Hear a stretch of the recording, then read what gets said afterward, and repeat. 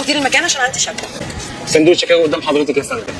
شفاف دليل على شفافيه الاداره، واسع وده دليل على اننا بنرحب بكل اراء العملاء، وكبير وفي مكان واضح وده دليل على ان هدفنا الاول والاخير راحه العملاء. تمام.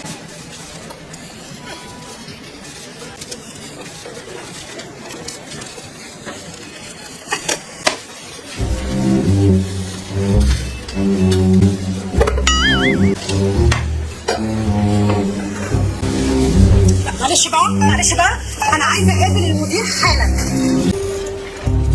مساء الخير. اهلا وسهلا يا فندم، المكان كله نور والله. هو حضرتك مين؟ انا عميله هنا. عميله؟ طب وحضرتك جايه هنا ليه؟ انا عندي شكوى لو سمحت جايه. طيب قلت كده. اتفضلي حضرتك، شايفه الصندوق اللي هناك ده؟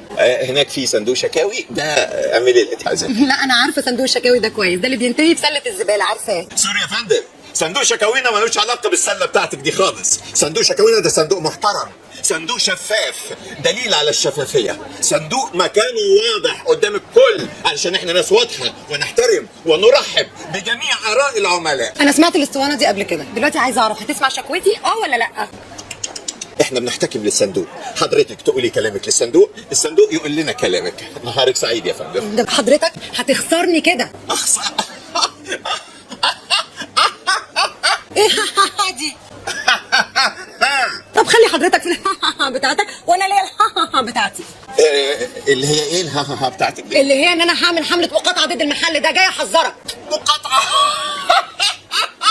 اموت من الضحك. اتكل على الله. نهارك سعيد، نهارك سعيد. برضو سو بي ات انها الحرب اذا صبيت ملوش علاقه بيها خالص. وزاره كده.